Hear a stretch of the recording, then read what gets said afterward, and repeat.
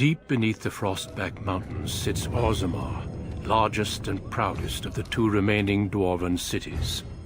Once the seat of an underground empire, Orzammar now stands alone, cut off from the world by the Darkspawn, still clinging to the memory of its former glory. Below the vast statues and gilded halls where the noble families play at politics, the lower castes live in their shadows, scurrying to serve like their ancestors before them. Below that is you.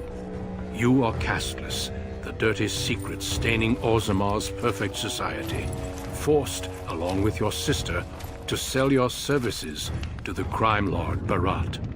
To the rest of Orzammar, you are proof that the casteless deserve their fate. But you know you do what you have to, the same as everyone, just to survive.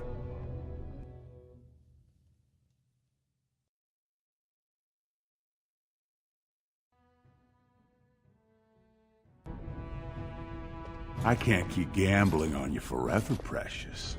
You've got a sweet look, something to light a man on fire. But you gotta make it count. Please, Barat. Can we not do this in front of my brother? Why not? He knows the slope of the land, don't you, boy?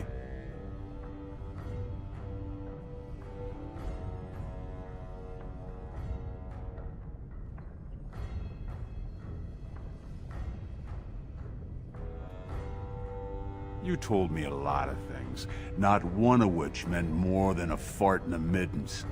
Before me, your sister was just another duster. Now check her out. Braids down to here, gold-capped teeth. She can recite elf poetry and play the string harp. Every man's dream. All she's gotta do is find a lord, squeeze out some kid who looks like him, and we're all living the easy life in the Diamond Quarter. Please, don't get involved. You know that never goes well.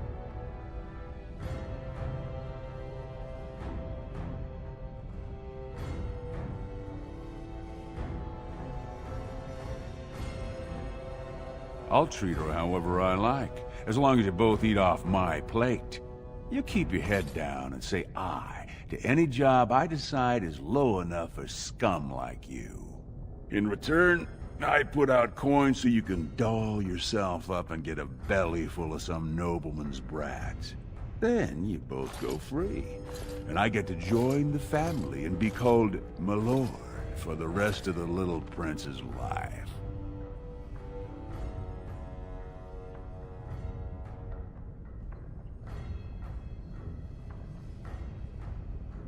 That's what everyone likes. A casteless with a big mouth. But I didn't come for the joy of your company. I've been looking at my investments, and this one hasn't borne much gold. I'm giving you another week, Precious. If you haven't found a patron, you're back to sweeping streets. But I have. I've met someone.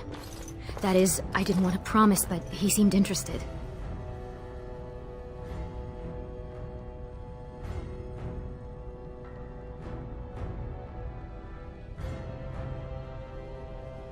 Everyone needs me. Because everyone has things they want, and my Carter, we're the ones who provide.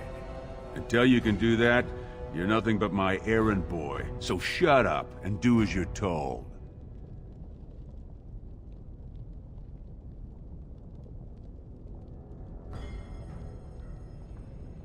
A few do a good job, and you might work your way up to footpad one of these days. Your buddy Lesky's waiting outside. He knows what I'll need from you today. Don't even think about bungling this job. Your whole family's on loose sand with me right now. And I know you don't have anywhere else to turn. I'm sorry you had to see that.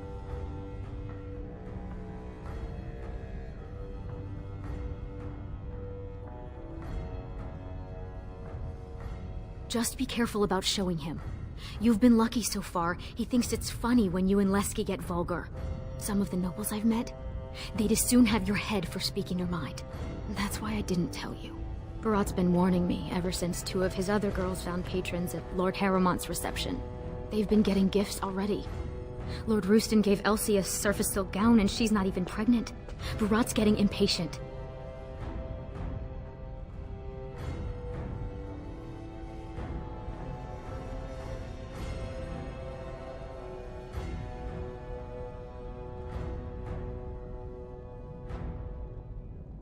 You know the other options. Cleaning middens, begging, going to the surface. No. Unless you find a way to save us all from Darkspawn and become a Paragon. We're pretty much on Barat's leash for life.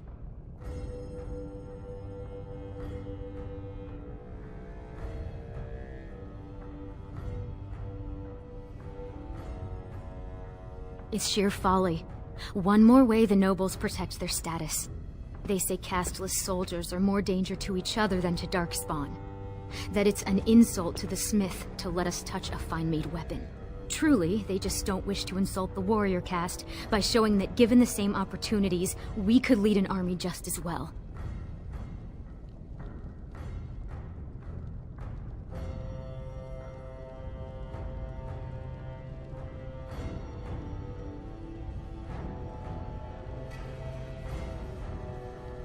I have little love for the nobles, but they know, more than we ever will, what the Darkspawn have taken from our kind. Every noble I've met has had a brother or a nephew killed in the deep roads. Yet they let their arrogance blind them to the fact that we could help defend the city against the Darkspawn.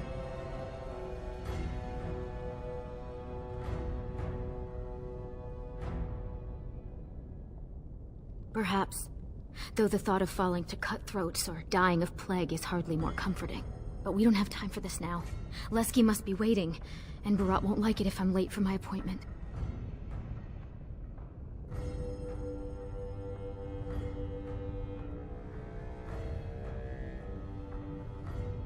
Money gives him power.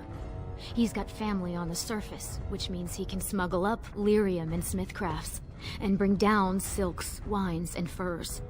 And he played it smart. When he started expanding, he made sure it was only the casteless he shook down for protection, so the guardsmen didn't care.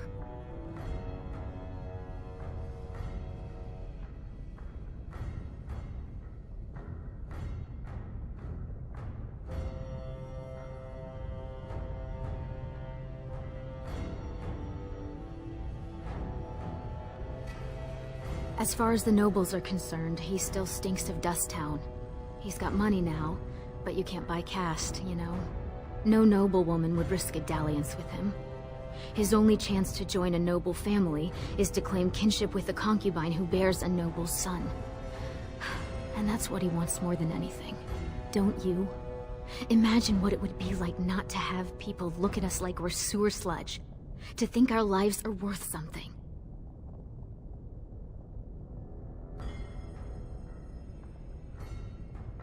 It wouldn't be the first time. Garrelon the Blood Risen was born casteless, you know, before he went to the surface. And he came back and won the throne. Many Paragons have humble origins. All that matters is that the Assembly recognizes their achievements. And once they get that vote, they found their own house, and are as noble as if the ancestors themselves had made it so.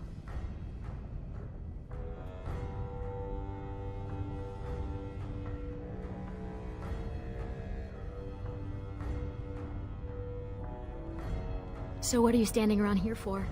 Go do something great.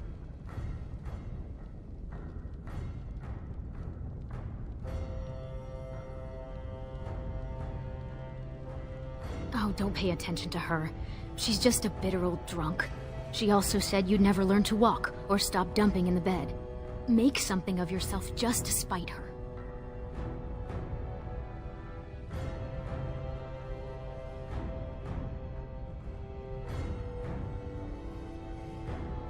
Maybe you will.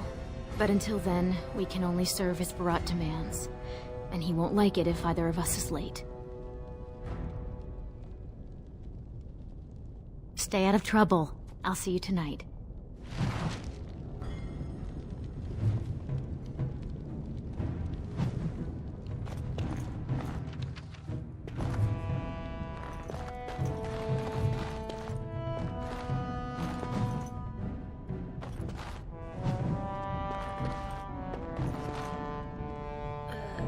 Who's that? Why are you bothering me? Rika?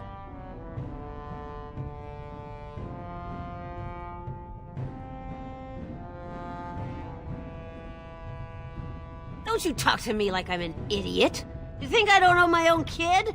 What are you doing here anyway? Rika said you were finally making something useful of yourself.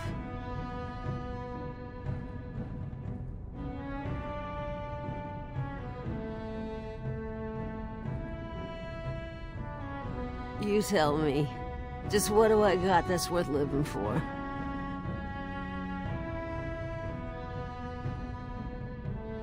I know you both hate me. I know what I done to you, but it was for your own good. The world's a cruel place. You had to learn that. You think you'd be where you are now if I'd let you hide from a few slaps? Everything you are, I made you.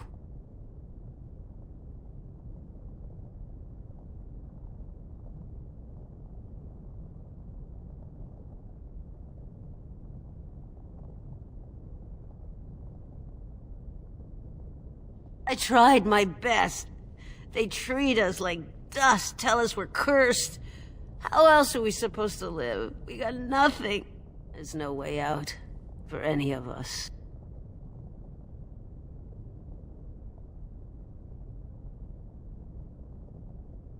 You can try, but you'll never get it off you. Dust Town, it sticks to the skin. You don't bleed red enough for them, and nothing's gonna change that. All you can do is find some way to forget.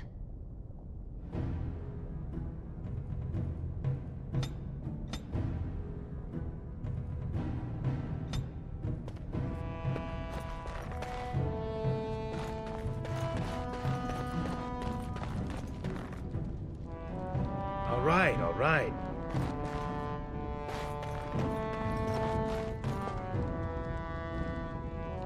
Now's better than later.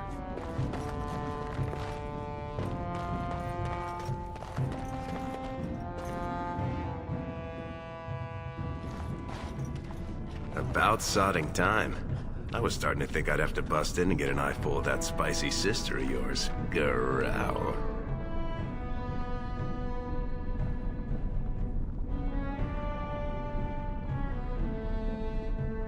But no hot-blooded dwarf can help himself. Those perfect lips, just made to be screaming my name. You must have had a few naughty thoughts yourself, huh? What do you say?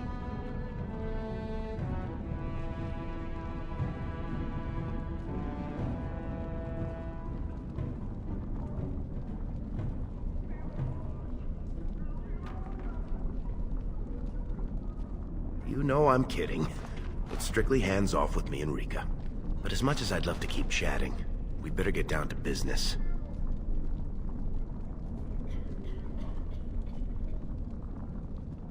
Boss says we're out for a search and discipline. One of his smugglers is holding out on him. Name's Oskias, some surfacer. Barat got word that he's been selling shipments topside that never make it to Barat's ears down here. He wants us to find the rotter and see what goods he's holding back.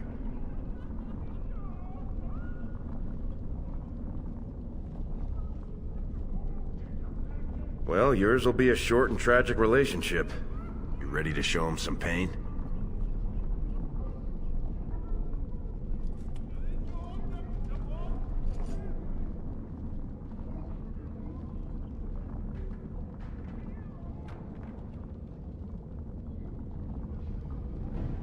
Well, if he is skimming, we kill him, of course. I mean, Barat doesn't let anyone swindle him and live. Bringing his head on a plate is completely optional, though.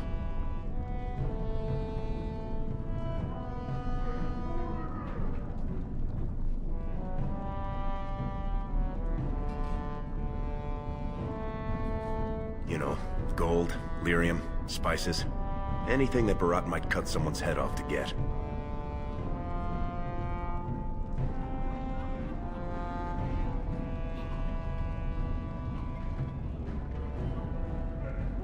Whatever lets you sleep at night, my friend.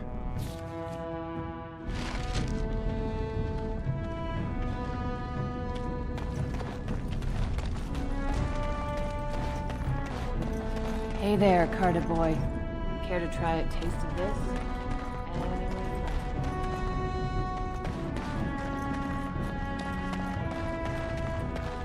Spare Silver. My boy needs medicine. The docs say he won't wake without it.